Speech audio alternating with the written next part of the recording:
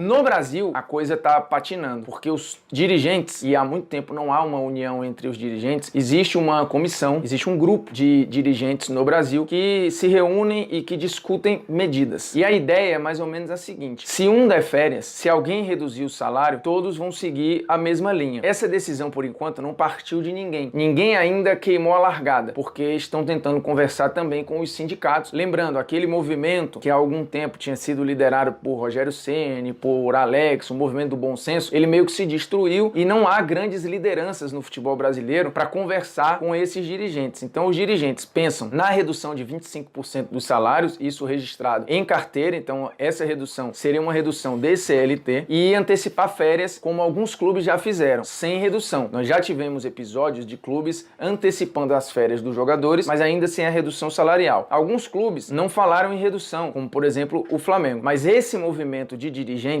está apontando para antecipar férias coletivas para geral e fazer esse corte inicial de 25% para estancar essa sangria agora. Isso se as coisas não se normalizarem até maio. E aí vale lembrar o que a gente já falou aqui. A Premier League, por exemplo, neste momento, hoje, dia 25 de março, trabalha com a possibilidade, que me parece remota, de voltar no primeiro final de semana de maio. Tanto que o campeonato está suspenso temporariamente até o final de abril. Então, se não voltar em maio, aí os clubes podem partir para essa decisão aqui no Brasil de redução de 25% nos salários, mais férias antecipadas. E aí você tem alguns sindicatos tentando liderar uma conversa, porque, repito, não existe hoje uma liderança nacional como o bom senso tentou ser lá atrás. Então o sindicato, por exemplo, do Rio de Janeiro, ele tenta dar a cara nesse momento com as conversas. E os sindicatos mais fortes são os sindicatos do Rio e o sindicato de São Paulo. Esses são os sindicatos com maior arrecadação, com maior número de sindicalizados e que de fato têm mais força. Então,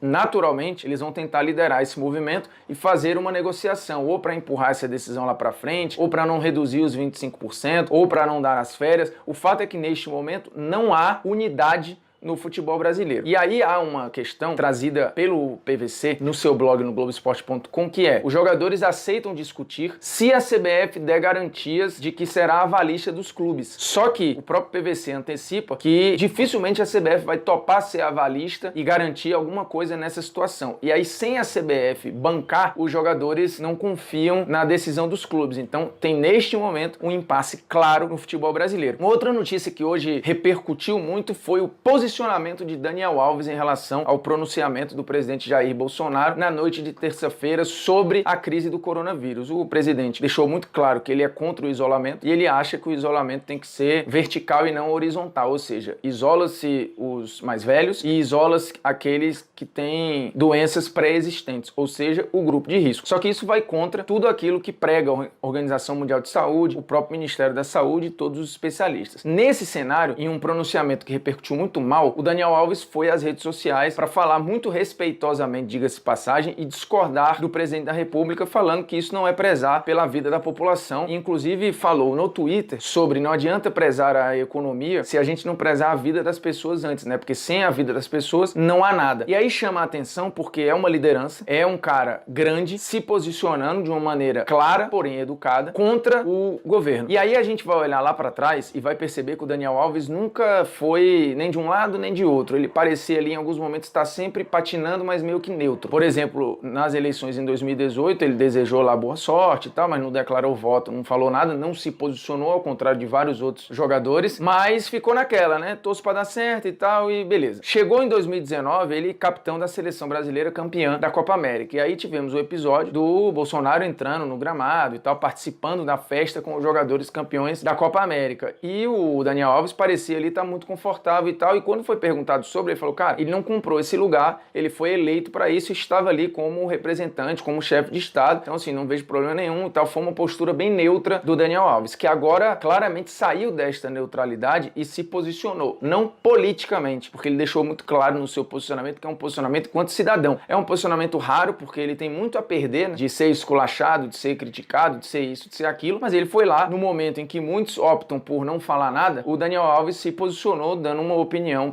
apesar de educada, muito firme em relação ao pronunciamento do presidente da República. É